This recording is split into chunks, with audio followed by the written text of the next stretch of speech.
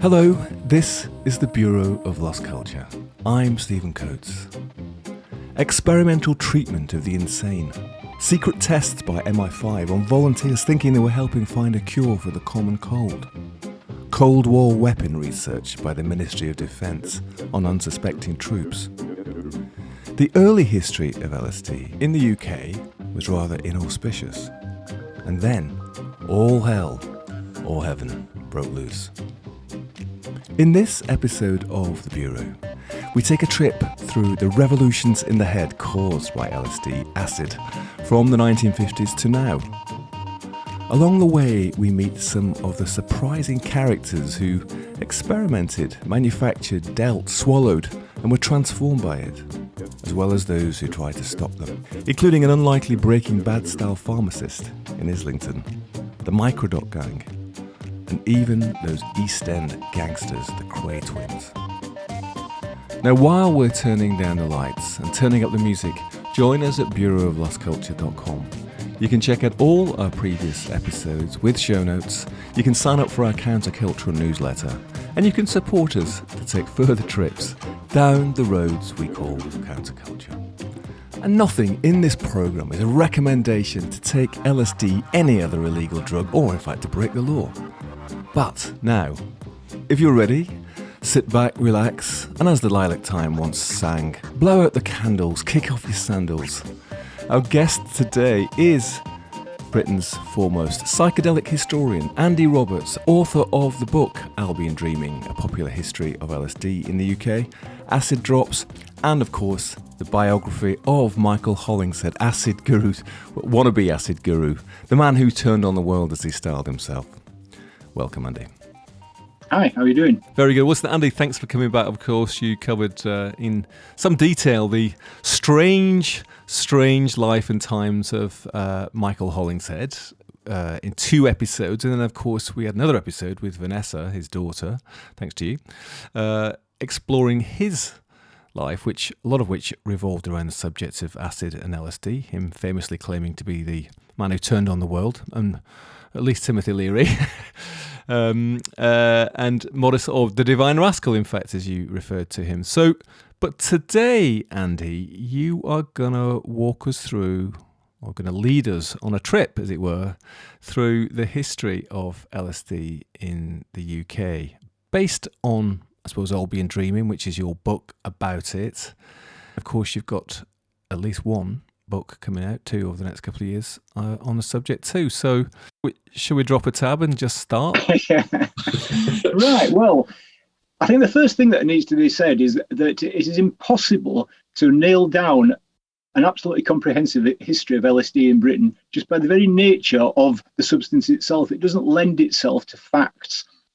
So my version of its history might be completely different to someone else's, but I always try to go back to first principles and, the people involved and the prime sources. So looking at it from that way, obviously we know that LSD was discovered in 1938, but not actually tried by Albert Hofmann until 1943. And then after that, it took on a life of its own in America, where the CIA and the FBI and all those little agencies were trying their best to weaponize it in some way. And Britain got hold of this. And at some point in the early 1950s, the MOD started making approaches to America to get some LSD sent to them.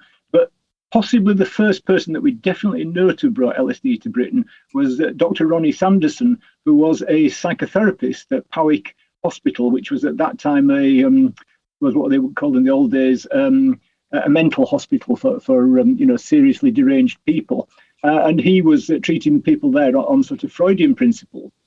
And anyway, Ronnie went on a tour of various laboratories and facilities in Switzerland in 1951, one of which was Sandoz, where he met Albert Hofmann. And the big buzz at the time was LSD, which Sandoz were marketing as Delicid and marketing it out to psychiatrists and psychologists with no real knowledge of what it did, other than that they thought it might sort of recreate some form of mental instability, which then people could use to study. Anyway, Sanderson liked the idea of this, and he took home a box of LSD ampules, which Hoffman gave them to him. And in, I think, about the autumn of 1952, he started treating his patients with them, with quite remarkable results. And he published on this. That was in London, was it? No, that was in Powick, which is just outside Gloucester. A huge mental hospital it was, massive building, very Victorian, very sort of dark and foreboding. But Sanderson was treating people there, and he was treating people with LSD for alcoholism and other forms of sort of nervous dispositions. And it was bizarre because obviously we take LSD very seriously and wouldn't just sort of take it anywhere. But in those days, people were turning up at Sanderson's clinic at 9 o'clock in the morning on the bus often. They'd be taking 200 to 300 micrograms of pure Sandoz LSD, which is, quite a hefty whack, to say the least. And then they would be put in a room with, they had some form of either a chalkboard or some paper to write on. They might have a record player with a few records and various other tactile things for them to play with, and a bed to lay on. And they would just be basically left to it. And one of the nurses, psychiatric nurses, would come every now and again, ask them if they were all right, answer any questions they had. And then they would go home again at tea time on the bus. It's absolutely amazing, isn't it? I mean, you just do not associate. Well, for start, I didn't associate acid with the early 50s at all in this country. But and just to sort of pick up on that, also interesting because, of course, we are at a time now when the sort of psychotherapeutic value of psychedelics is being reassessed. We're probably on the brink of some of them becoming legal in different contexts, right? So that was right there at the beginning too, the psychotherapeutic use, but also, of course, the first response of the establishment is to weaponize this new thing, isn't it? But we know at the CIA and MK Ultra, and the Brits at it too with this, so they're hoping that they could actually turn it into some sort of Cold War weapon that they could use to discombobulate the enemy.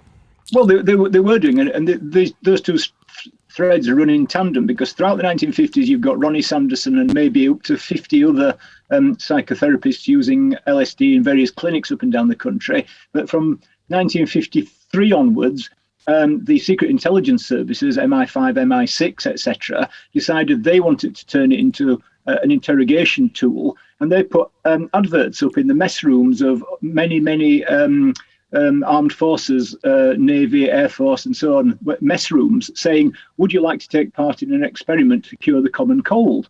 And and they were saying, "You come to Porton Down, you get 2 weeks, full pay, luxury conditions, and you just have to take part in our experiments." Well, of course, to people on national service, which a lot of military people were in the early 50s, this was fantastic, like a 2-week break, and hundreds of people signed up.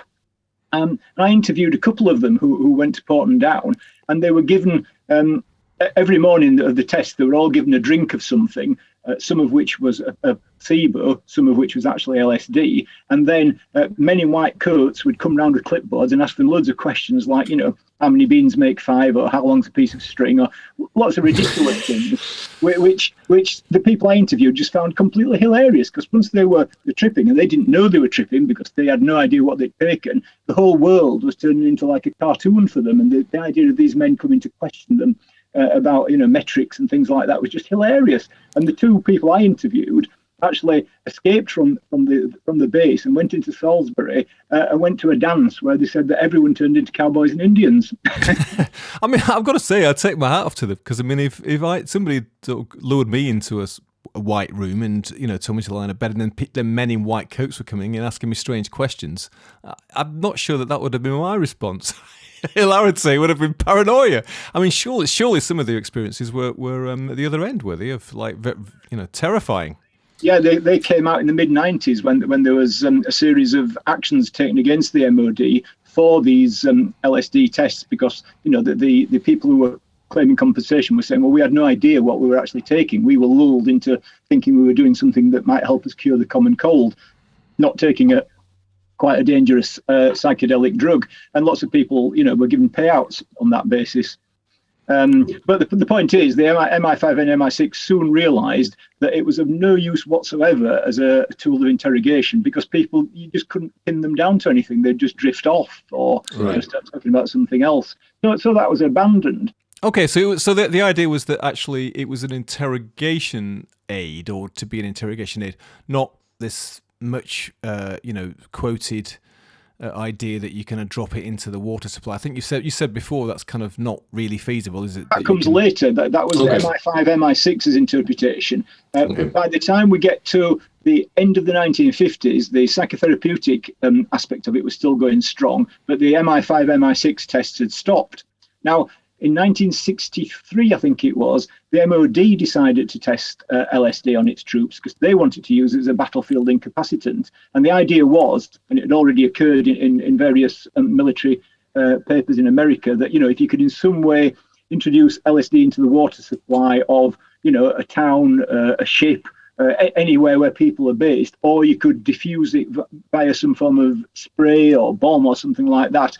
Obviously, our troops would be able to just walk in, take over with no need to destroy buildings or bomb or anything like that. So the MOD ran, over 2 or 3 years, they ran 3 separate tests, all with silly code names relating to money, like Operation Recount or Operation Recharge and things like that. Well, let's have a listen to what happened in Operation Moneybags, when an incapacitating agent, as it was called, was given in water to troops from the 41st Royal Marine Commando. For this experiment, a simple exercise was devised based on the internal security problems met by our forces during the Ioka campaign in Cyprus. 17 Marine volunteers were organized into a troop of 2 sections with a headquarters element. The troop was given the task of capturing as many terrorists as possible and of locating some stores which had been hidden in defined areas. In order to provide control conditions, the troops were given the same quantity of water to drink before each day's exercise. Unknown to the troops, the drug was added to the water on the 2nd day. For the sake of safety, the troop were not given any ammunition during the exercise. The drug was given orally to the men in the hospital ward at 11:15. At 11:40, the first effects of the drug make their appearance. 2 Marines were reported to the troop commander for insubordination, no one realizing that their behavior was due to the first effects of the drug. The drug is also beginning to affect the other men. They no longer take cover, they relax and begin to giggle.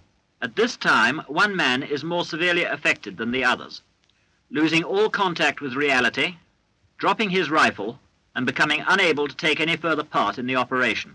In fact, he has to be withdrawn from the exercise a few minutes later. The movements of the rocket launching team have become slow and uncoordinated, and it is apparent that they are now incapable of taking proper aim. At this point, 45 minutes after administration of the drug, these men, although becoming more and more detached from the reality of their environment, are still capable of effective response to any sudden stimulus. However, their response is for limited periods only, after which they again become indecisive and lethargic in their movements. They are bunching and fail to get under cover quickly. Without the stimulus of an immediate objective, the men give way to laughter. Defensive positions are not adopted. However, when the enemy throws a thunderflash into the section, the men are again stimulated into awareness. By 5 minutes past 12, however, the troops are so disorientated that they are incapable of appreciating this. The sergeant tries to use a map, and they start arguing about their position. Men with no specific task to perform have relapsed into laughter and inconsequential behavior. At 12:10, number 1 section makes contact with number 2 section. Neither section commander feels himself capable of continuing to command, and each tries to hand over to the other. In the absence of firm leadership, the men begin to drift aimlessly. In beaches, an enemy walks right through the position undetected, returns and throws a thunderflash. A few men respond sufficiently to capture and search him, but 70 minutes after the administration of the drug, with one man climbing a tree, the troop commander gives up, saying, "I am wiped out as an attacking force." Organization of the men was made difficult by the fact that reality had become so distorted for some of them that they became unwilling and even afraid to enter the ambulance and other vehicles. Most of them are still laughing as they talk about their symptoms and the day's exercise.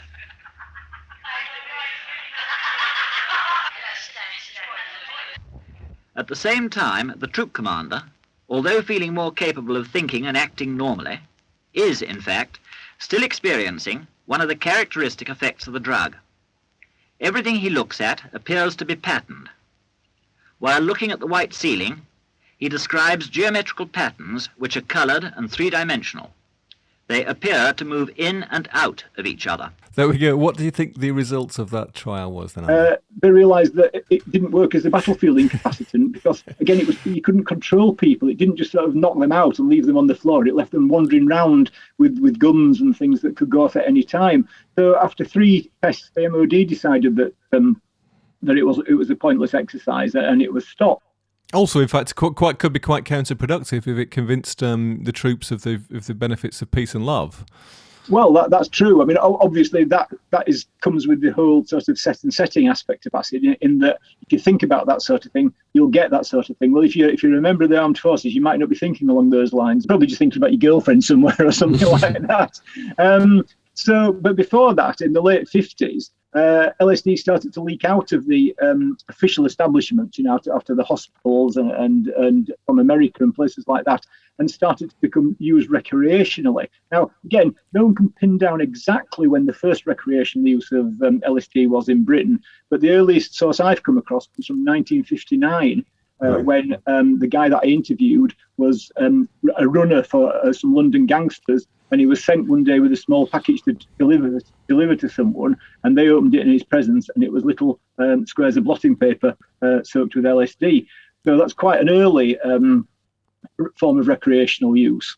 As the 60s sort of started to progress, more and more LSD was flooding in from. A lot of it came from America, a lot of it came from the Mediterranean, and a lot of it came from the Netherlands, where possibly the world's first illicit LSD lab had started up at around the same time as one in America, around 1963. So there was sort of getting to be a healthy tripping scene because it was permeating, the upper echelons of people in London, the creative types and the well-off types and people who just wanted a new and exciting thrill. So it was well underway by the time we actually get to the flower power period, if you like, which is what most people think about. Well, I mean, Joey Mellon, as I mentioned earlier, that spent an hour with Joey, and actually that's exactly what he said. He said he was, he'd kind of like weed had been his entree to the idea of dropping out. He's from a sort of upper middle class background, but he'd heard on the grapevine, as it were, that there was this stuff called LSD, and that people were talking about it and were excited by the thought of it, but nobody tried it. And it wasn't until he went to, I think it was Ibiza or Spain, and he met Bart Hughes, who was a Dutch person who was a chemist, actually a sort of biochemist anyway, who was actually manufacturing his own acid, and that's where Joey got his first hit from. And then subsequently, Joey brought it back was one of the people who brought it back to London, and became a kind of proselytizer for its effects and benefits, right? And that was it. I guess that was like before the middle of the 60s, yeah. Yes, it was about 64, 65, I think, and there was a very healthy acid scene in London, and people were just having fun. There was none of this sort of drenched in sort of spiritual or religious stuff or, anything like that. It was just really about having fun and opening up a new world of colour, of sound, texture, well, just everything that acid does. And people were really, really into it. And this all started to change in sort of late 65 when Michael Hollingshead, who was the British guy who had turned Tim Leary onto acid, came back to Britain, sent back to Britain, in fact, by Tim Leary, who opened up the World Psychedelic Centre in Pont Street in Chelsea. And of course, Hollingshead brought a load of Leary's books with him, and he brought Leary's philosophy, and he was trying to sort of impose that in many ways on the London tripping scene. And Leary had all these weird ideas, like you should fast for a day before you took LSD, not eat anything at all, and that you always had to have spiritual tapes going on in the background and meditate and all that sort of thing. And this came as a bit of almost a laughable shock, I think, to a lot of the British trippers, because they were just having parties, listening to music, just rambling around looking at the world and thinking, this is absolutely fantastic what we're seeing. And Hollingshead wanted to impose this sort of structure on people, which some people took to, but a lot of people didn't like. They'd been doing quite well without Hollingshead. Joey was part of that kind of the existing London tripping scene, and as you said about Hollingshead before, wants to make it all about Tibetan Book of the Dead, and you structure your trips and all this stuff. And Joey was saying, well, we didn't want to do any of that. I mean, we wanted we wanted just to sort of put the music on and, look at some visuals and have fun, basically, and think about stuff and talk and that. So okay, so there's that kind of clash. You've already got those two things. You've got the kind of more esoteric, serious, this is a new religion type thing going on from the states, and then you've got the more hedonistic and scene. The hedonistic side of it also gave birth to all the the many changes that we've seen that come with LSD, like people's interest in different sorts of music, different sorts of clothes and fabrics and things like that. That all came out of that. The spiritual side was certainly there, but it shouldn't have and wasn't a dominating force. And at this same time, around 1966-67, Britain's first illicit LSD lab was founded. And interestingly enough, it had connections with the Kray Twins. There's a chemist called Victor James Kapoor, who had a chemist shop on New North Road in Camden, and Victor had a liking for prostitutes, basically, and these prostitutes that he hung out with were part of an acid scene in Notting Hill that was run by a beatnik called Terry Taylor, who wrote a novel which had the first use of LSD in Britain, which is in 1960-61. Anyway, basically, it was arranged that they would take photographs, compromising photographs of Kapoor, and then show him them and say, you're going to make some LSD for us now, aren't you, Vic? And he did that, in fact, in two labs. He had two labs, one at his home and one at his New North Road shop. And between about 1967 and 68, he made millions of doses of LSD, much of which was actually sent to America. And a lot of the American acid that people talk about as being, absolutely fantastic, and it must have come from Owsley or it must have come from so a lot of it actually came from Victor Kapoor in Camden. You make that point at the beginning of Albion Dreaming, and which is that, we tend to think about LSD as largely an American story, but in fact, of course, it originated in Europe anyway, and it was as much a British story, particularly when it comes to music and psychedelic art and all that stuff too, not to take away from the Americans on that, but what you're actually saying as well is that apart from Hollingshead, another major player in the scene was Victor, who was on the chemistry for a second, without going into the kind of like the formulas and stuff, but I'm assuming then that it was known how to make it and it wasn't that difficult to make, but you obviously needed to do it under some controlled circumstances and so know what you were doing, but if you knew the formula and how to do that, it wasn't that complicated, right? Anyone with a good knowledge of chemistry and the right equipment and the formula or recipe could follow it. I mean, luckily Kapoor was a chemist who had had some training and was able to do that sort of thing. But it isn't that hard to make. Some people will say it's some not, but I think if you've got the right equipment and you've got the right precursor ingredients, you just got to follow the formula.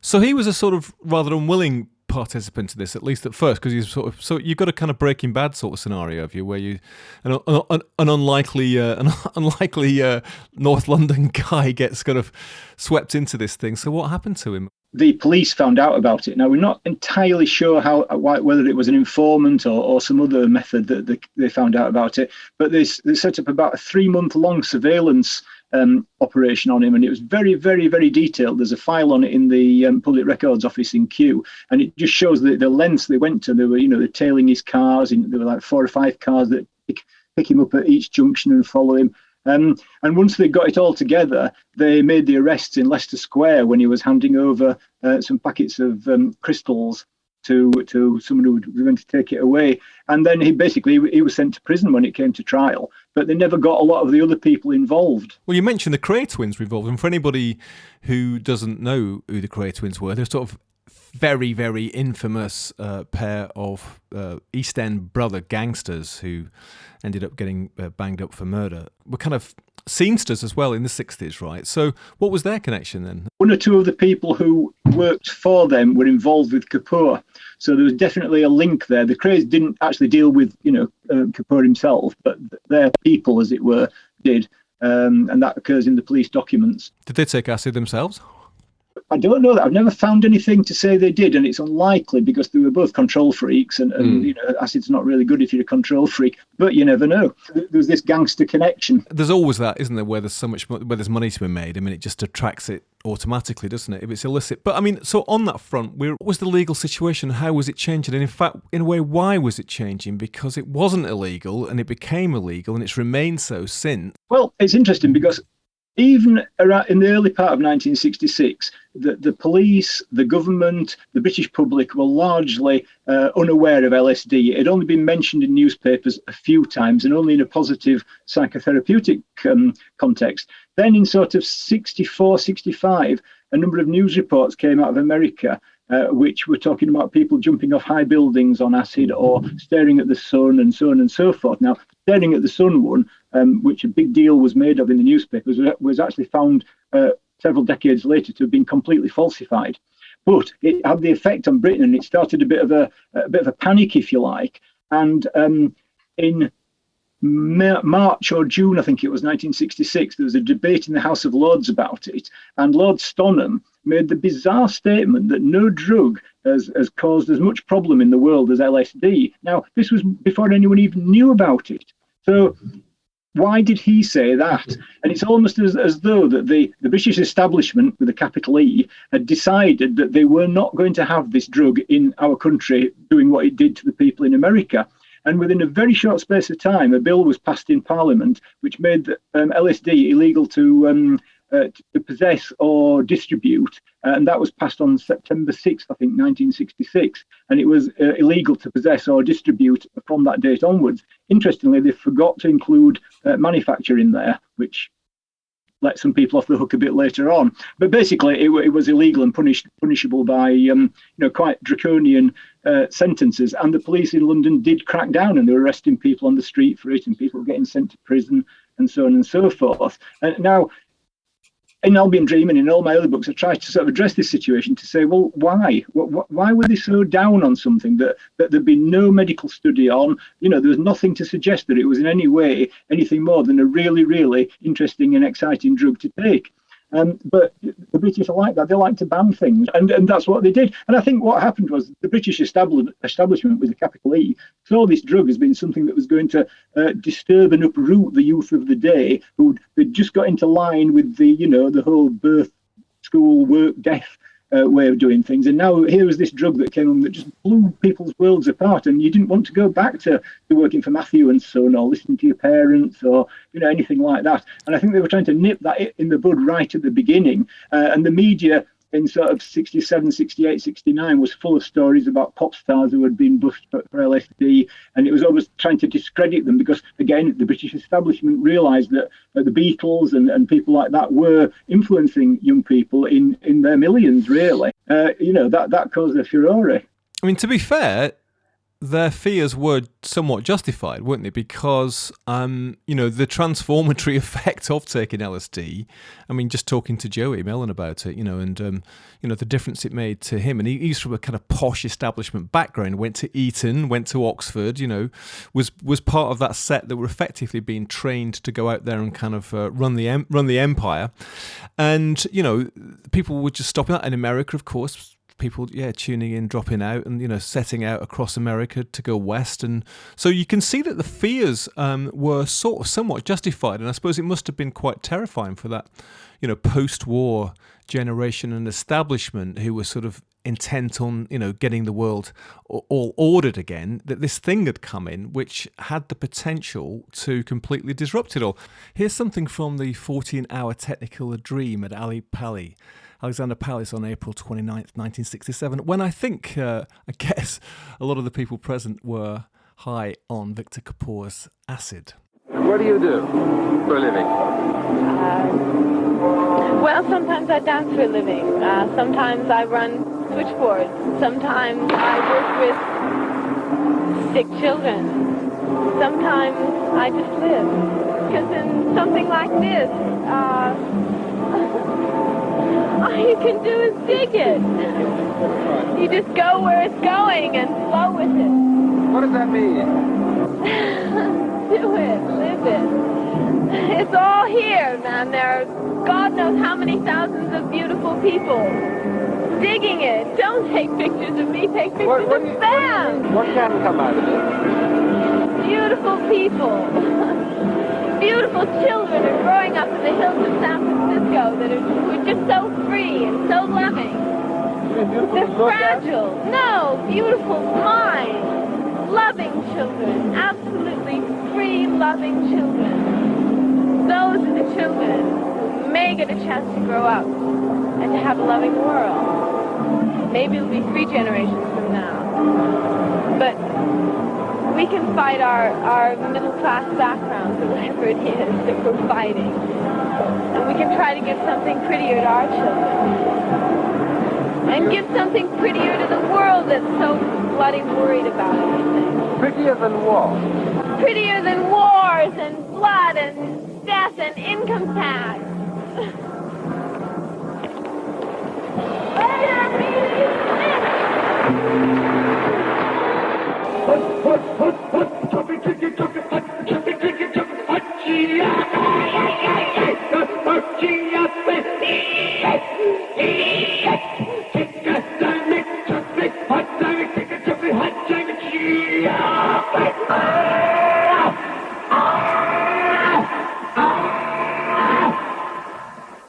A poetry recital by a new wave poet, a member of the underground. What did you think of this evening? I thought it was marvellous, you know, I mean, especially as I was on a trip. What do you mean on a trip? Acid. How do you mean? LSD. But to people in 65, 60, 66, 67, when they were taking this LSD, which was potent and pure, it was just blowing their minds. It was so different to anything that we can conceive of. And I've talked to many people who said they took their first dose of acid, and then the day after, they walked out of their lives, basically. They walked into a new life. They walked out of marriages, they walked out of jobs, they walked out of education, and just started to live completely differently, informed by the acid vision. And that's hard for people to grasp, I think, especially with the acid that's around today, because it's qualitatively different to how it was then, for reasons that I have no idea, but it is. And it affected people in a much more powerful and potent way, I think, than we can imagine. And it changed people. Well, I wasn't around in the 60s to taste it, but I mean, you hear about the effects it had on people. It was certainly a lot stronger. I mean, it seems quite different now. Same with ecstasy, possibly, from the beginning, you know, to the way it is now. But so it has to go underground because it's been made illegal. And what impact did that have then, Andy, on its use and on the people who were using it? I mean, obviously they were in the risk of getting arrested and banged up, as Victor did and other people did, but did it affect the way people were using it? It did. I mean, again, we have this idea that LSD was all about flower power and love and peace and so on and so forth, because that's the story that the media basically have told us over and over again. And many of the key players want that narrative to be the case. But it permeated every level of society. And you had, you know, like street kids on council houses taking it and going out and doing wacky things, as well as the people who were into meditating or, you know, going out into nature. And what happened, I think, was the fact that it was so heavily policed helped form an LSD culture. And people who liked LSD tended to gather together and, you know, to go to the same clubs, to listen to the same music and to live the same sort of lifestyle. And then that led to whole areas of cities and towns becoming effectively little LSD enclaves. You know, you start getting the squatting scene, which was based a lot around LSD in London and in other areas. And then people in sort of 1970, 71 thought, well, if we're having such a good time on acid and we really like doing it communally, why don't we start doing it out in the countryside where we can do it how we want and no one can bother us? And that was basically the birth of the festival scene. You know, the first main one really to do with LSD was Glastonbury Fair in 1971, which was, you know, founded on an LSD vision that Andrew Kerr had. And he decided to form the Glastonbury Festival with Arabella Churchill. He got Michael Eavis to rent in the land. And then, you know, in midsummer 1971, they put on this amazing festival, which people see on YouTube videos there, where people just went there, listened to and played music, and took phenomenal quantities of LSD. It was there in, you know, the hundreds of thousands. So actually that was inspired by an acid vision then? Yes. Yeah, it was. In fact, all the free festivals that happened in the early 70s right through to the late 70s were all sort of inspired by three main people. There was Andrew Kerr, who founded the 1971 Glastonbury Festival on an LSD vision. And then you had people like Sid Roll and U.B. Dwyer and Wally Hoop, who'd all been acid heads, and they founded between them the Stonehenge festivals, or the People's Free Festivals as they were known, Windsor, Watchfield, the Megan Fairs, Trentish, and so on and so forth. And the philosophy of those free festivals is bring what you expect to find: drugs, food, anything. You took it there. And these communities sprang up and lasted for anything from one day to 2 or 3 weeks. And at one point in the mid-1970s, you could go on the road and be at a free festival all the time from April right through to the end of September, if not later. And this created like a travelling, hardcore travelling community of festival people, many of whom lived in teepees, tents, vans, and so on and so forth. And people from all over flocked to these festivals, and they became like a focus for acid heads to go, both for the experience, because you could take acid in that setting, and it was all designed for you in a way. You knew you wouldn't get any hassle. The music, the sound, the lights, everything was just perfect for you. And people used to also go there and use them as cash and carries, if you like, to go stock up on acid a few months or whatever, because that's where you could score in quantities. Now, obviously, this was a huge development from people sitting around listening to music, and the authorities decided that they didn't like that at all. And from the very early 70s, they started tracking the progress of free festivals. In fact, there was a police operation called STUF, which stood for Stop the Unlawful Free Festivals. And it was around this time that they realised that from 1970-71 onwards, the Home Office's Central Drugs Intelligence Unit started analysing LSD seizures in Britain and abroad. And they realised that there was a new type of LSD on the market, which was a microdot, never been seen before. Previously, acid had come on blotting paper, in capsules, pills, and so on and so forth. But these were tiny little things, size of a pinhead, basically. And they were finding them in America and Australia, but they all, when they analysed them, they found that they all came from somewhere, either in Britain or on the continent. And this was the genesis of what later became known as the Microdot Gang, or Operation Julie, which was set up by an American drugs writer called David Solomon, who had been he'd worked in the OSS in World War II. He was editor of Metronome, the jazz magazine, and an early adapter of psychedelics. And he came over to Britain in 1969 and recruited a young chemist from Liverpool called Richard Kemp into making high-quality LSD. And from that, from 1970-71 right through to 1977, millions of microdots were made by Dick Kemp, the chemist, and another chemist called Andy Munro in two separate operations, but all managed by the same people at the top of the tree. And that was bust by a police operation called Operation Julie. And I term the conspirators the Microdot Gang because it's an easy catch-all term, really. But their acid, the Microdot Gang's microdots, revolutionised the LSD scene in Britain because it was monstrously powerful. I can't tell you how powerful and qualitatively different it is to today's LSD. One microdot would, if you weren't sort of particularly used to them, would send you on a powerful visual LSD trip for up to 12 hours. So that was and they were making that here in the UK. Whereabouts actually? He made some in his cellar in Liverpool. He made some in Chesterfield and in various places in London and the south of England. But what happened was, as the business grew and there was an insatiable demand for microdots, absolutely insatiable, Penn moved out to rural Wales, and so him and his wife Christine Bott were living the hippie, back to the land lifestyle, and he started up a lab there. So another chemist, Andy Munro, was recruited, and he set up a lab in North London.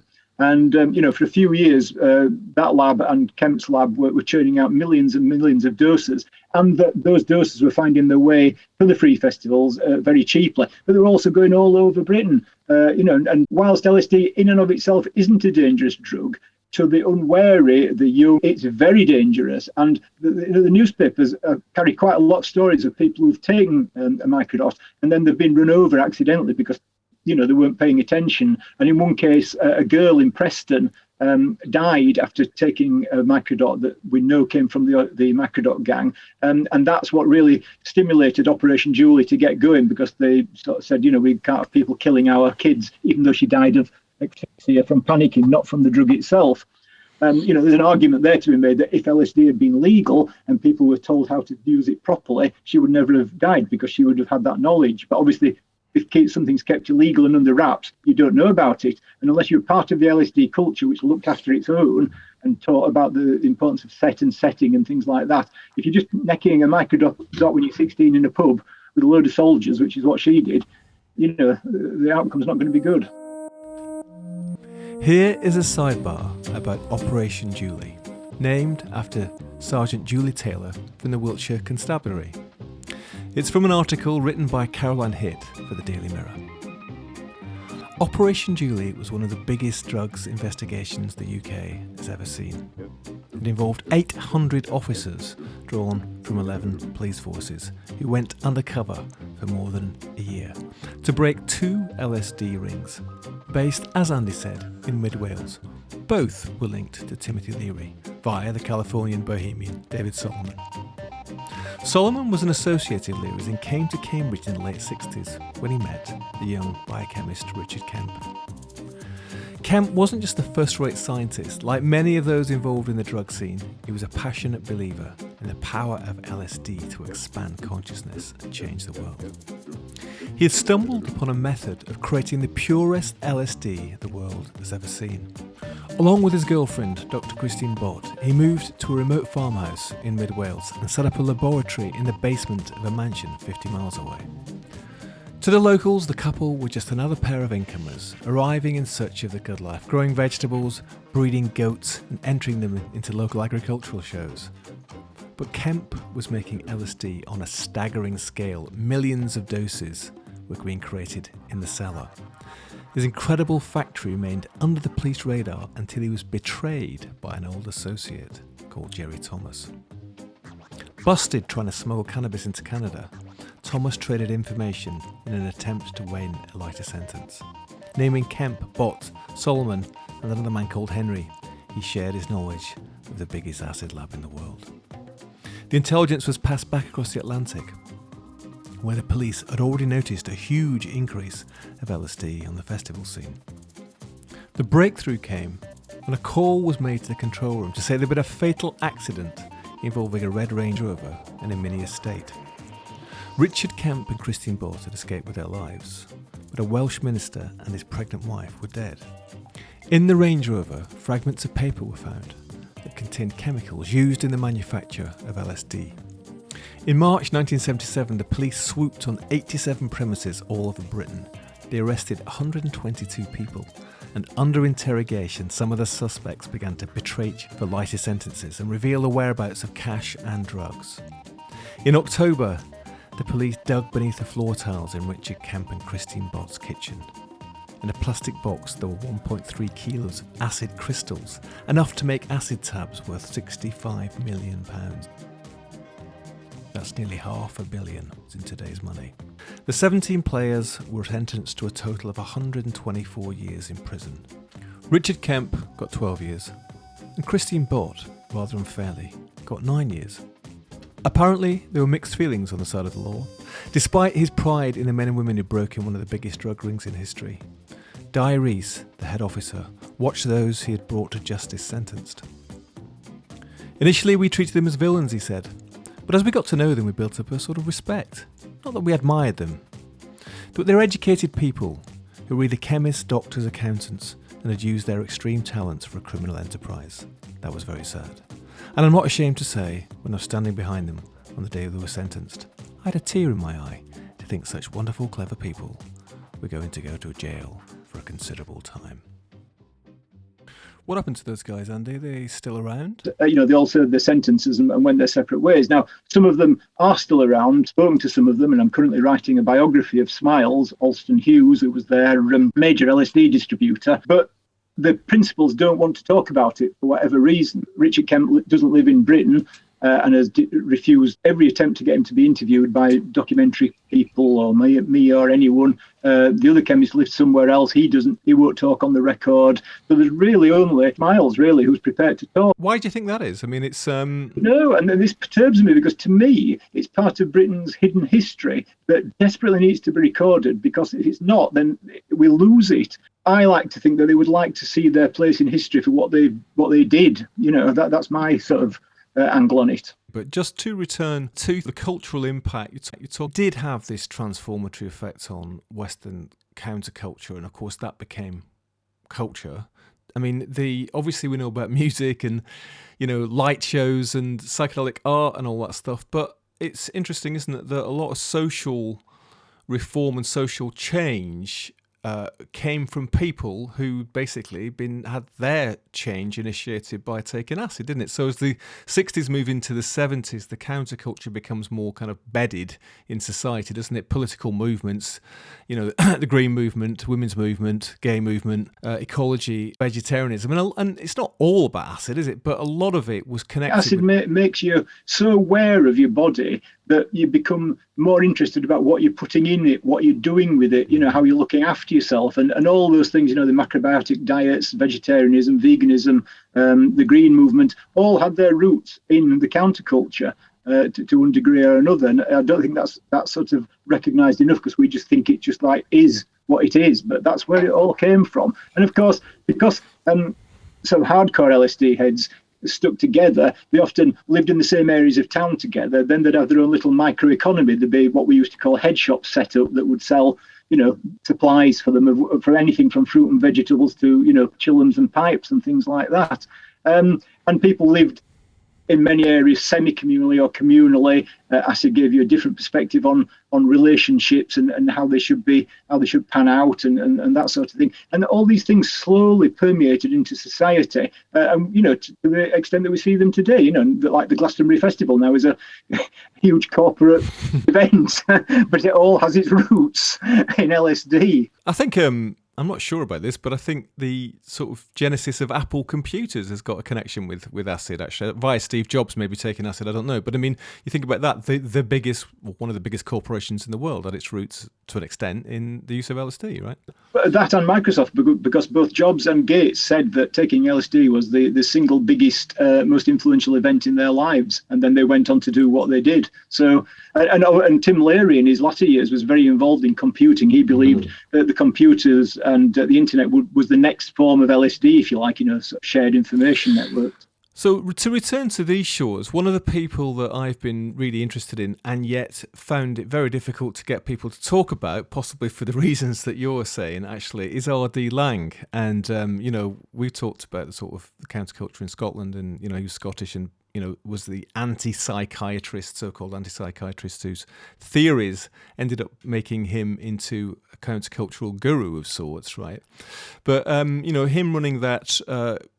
experiment, whatever you want to call it, in East London at Kingsley Hall, where the so-called patients, some of whom were schizophrenic, and the people who were looking after them were sort of living on the same basis without the separation between who's mad and who's not, and taking acid, of course. And that may be one of the reasons why the psychiatric community are reluctant to talk about Laing, because they see it now as something kind of beyond the pale and shameful. But if you look at Luke Fowler's film about Laing, a quite radical technique that he was using there involving acid, it's quite apparent that, in some cases at least, he had an incredibly positive transformatory effect on people's mental health, right?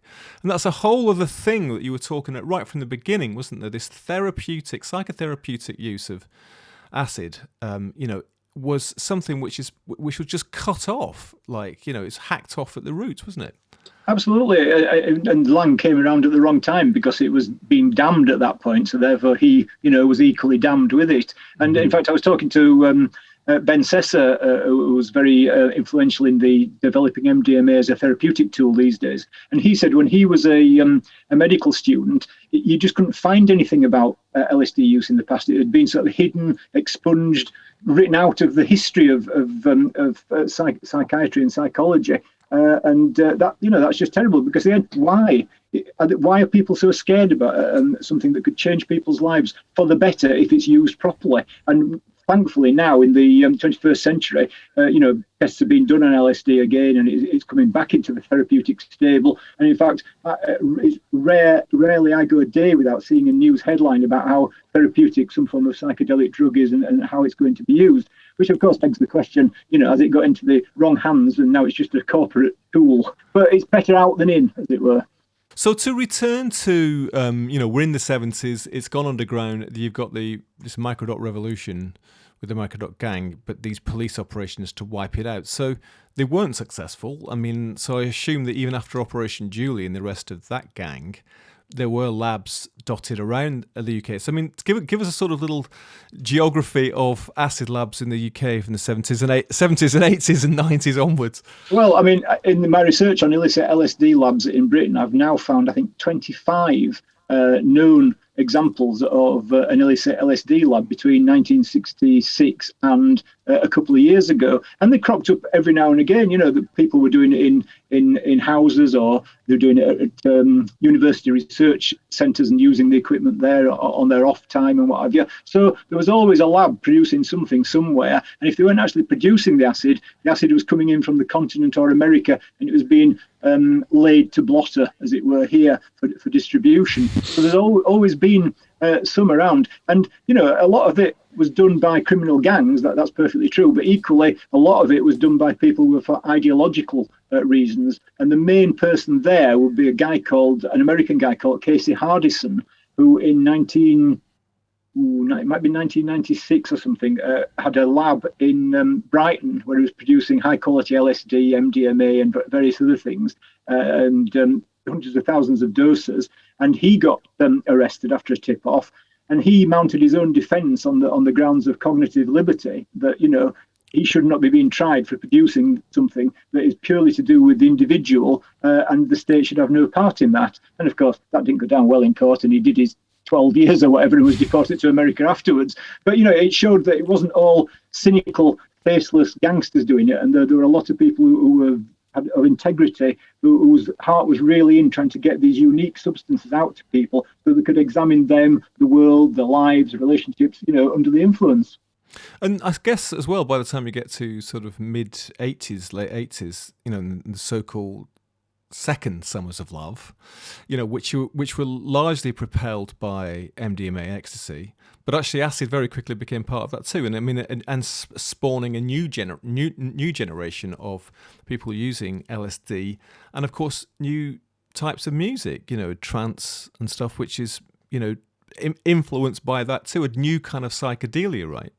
That's right. I mean, obviously, after Operation Julie, acid was still coming into the country and still being made here, but it wasn't quite the same. And then in the sort of early to mid-90s, MDMA started to come in, and that just revolutionized things. That was a whole new culture, separate from acid, even though acid was involved in it.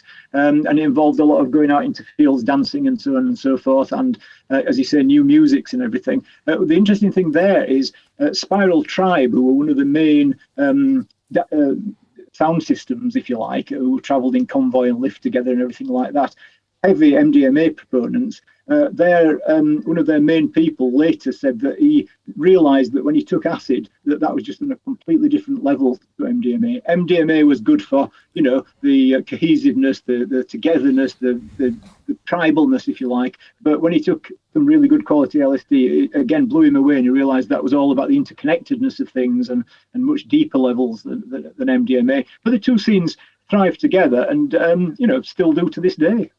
Setting aside the therapeutic potential for now, do you think that acid now has the potential to radically change people in the way that it was doing, obviously, with Joey Mellon and all those people in the 60s who were, completely turning their back on their heritage, as it were?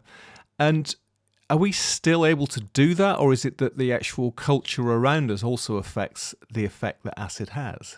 Yes, I think the latter to a certain extent. It can never be, I don't think, as transformative as it was in the very early days. But yes, it is still transformative. And I know of many people over the past decade, for instance, who've taken acid and it's changed their lives completely, because they just didn't realise perhaps it's been people who've been used to MDMA and they've thought it's just like a different sort of MDMA. But when they've taken a good dose of acid, they've realised it's a completely different ballgame, and it changes them. It makes them want to live differently. I think what there isn't these days, there isn't the same LSD culture as there used to be. It's much more fragmented now, and it's spread across all cultures, and it's just become another drug in a litany of drugs, which is perhaps not a bad thing, but it's not necessarily a good thing either. The individual dosages that are available these days aren't as powerful microgram-wise as they were in the 1960s. And even if you take multiple doses of some of the LSD around these days, it still isn't the same.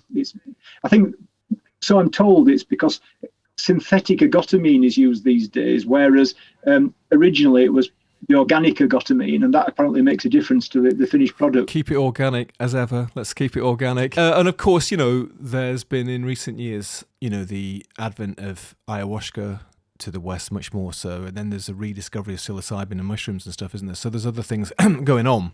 The other thing which has happened on the West Coast in Silicon Valley, actually, is that microdosing acid has almost become a way of increasing your productivity.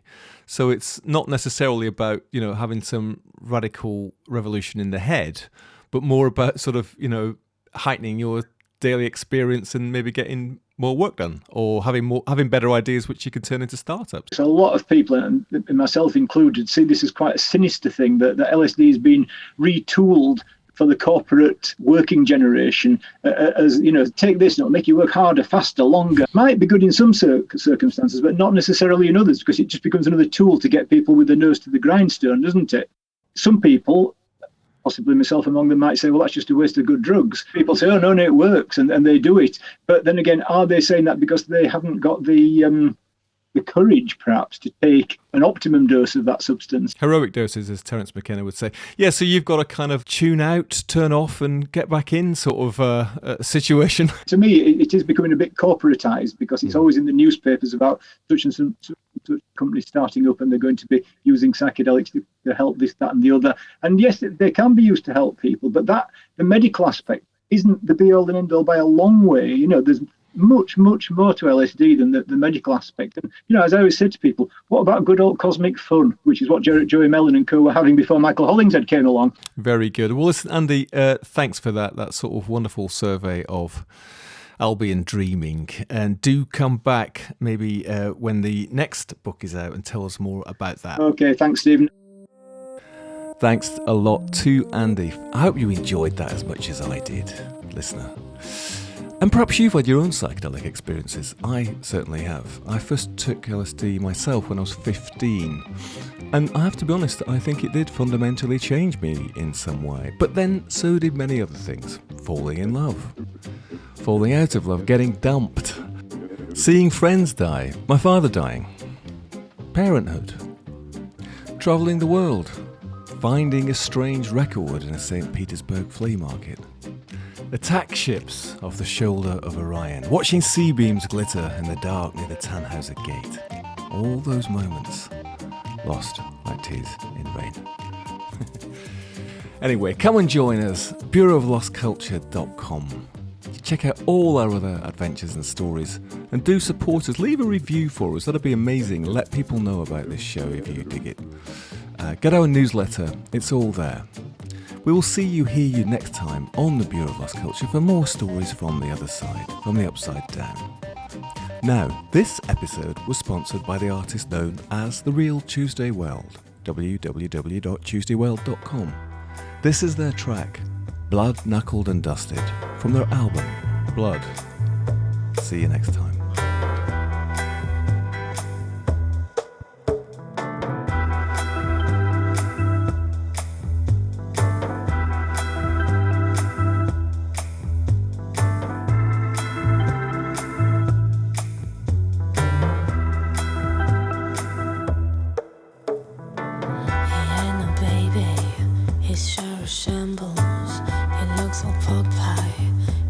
Love handles.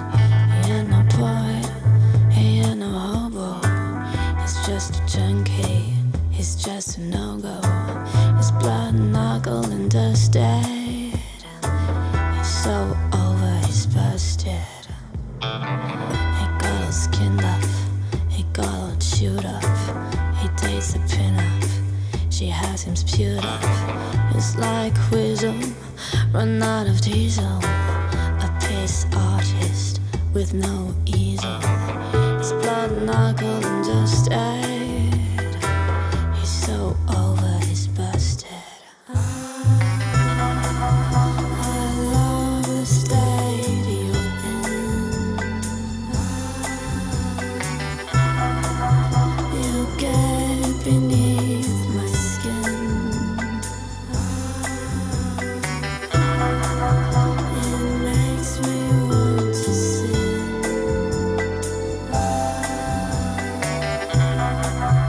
But where would I begin?